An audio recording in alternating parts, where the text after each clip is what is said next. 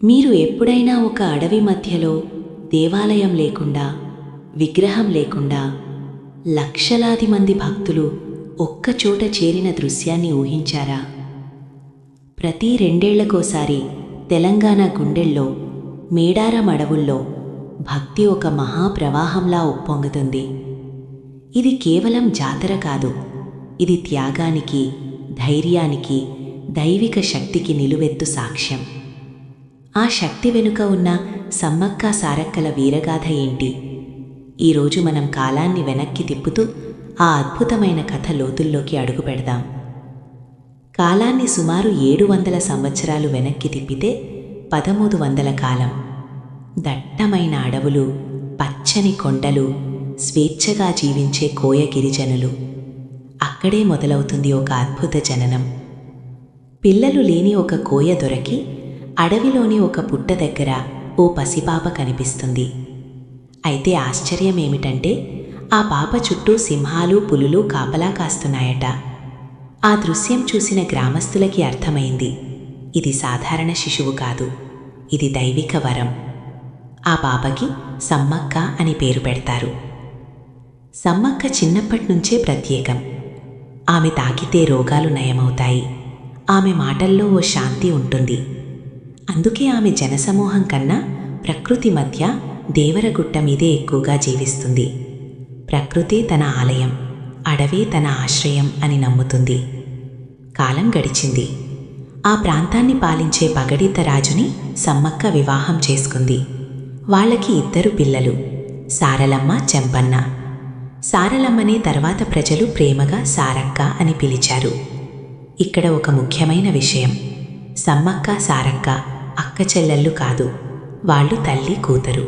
కానీ వారి బంధం కేవలం రక్త సంబంధం కాదు, అది ప్రజలతో ఉన్న ఆత్మీయ బంధం.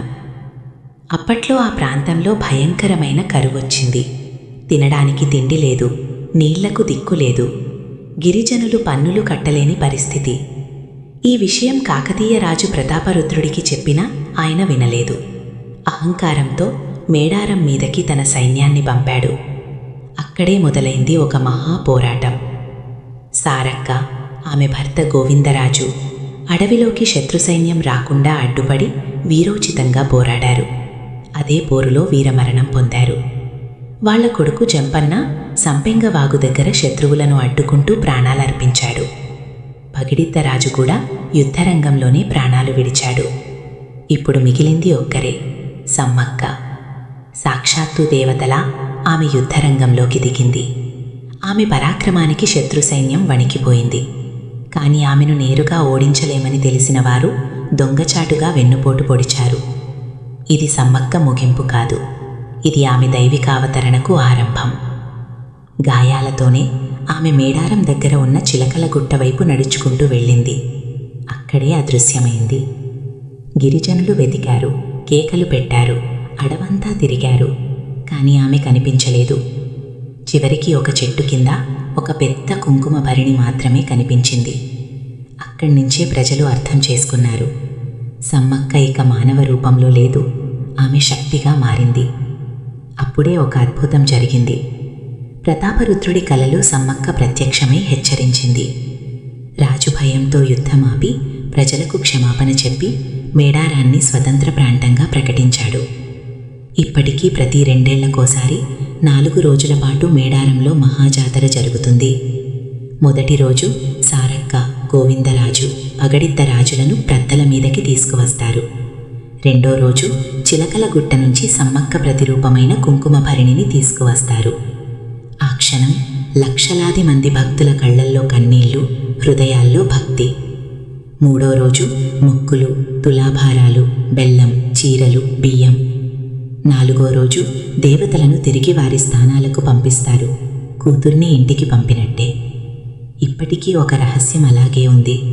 ప్రధాన పూజారి ఒక్కడే చిలకల గుట్ట మీదకి వెళ్ళి ఒక రహస్య స్థలంలో పూజ చేస్తాడు. అక్కడ ఏం జరుగుతుందో ఎవ్వరికీ తెలియదు. యోగులు అంటారు అక్కడ అష్టాదశ శక్తి పీఠాలంతటి శక్తి ఉందని. అదే శక్తి కోట్లాది మందిని అక్కడికి లాగుతుందని.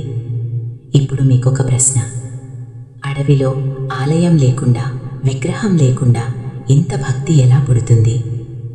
బహుశా సమాధానం ఒక్కటే: త్యాగం దేవతను సృష్టిస్తుంది. ఈ కథ మీ మనసును తాకిందా? అయితే ఈ వీడియోకి ఒక లైక్ చేసి ఈ దైవిక గాథను మీ స్నేహితులతో, కుటుంబ సభ్యులతో షేర్ చేయండి. ఇలాంటి మరిన్ని శక్తివంతమైన ఆధ్యాత్మిక కథలు మీ వరకు చేరాలంటే ఇప్పుడే మా ఛానల్ను సబ్స్క్రైబ్ చేయండి. మీ జీవితంలో భక్తి, శాంతి, శక్తి ఎప్పుడూ వెలుగొందాలని కోరుకుంటూ సర్వే జనాః సుఖినో భవంతు. శ్రీమాత్రే నమః.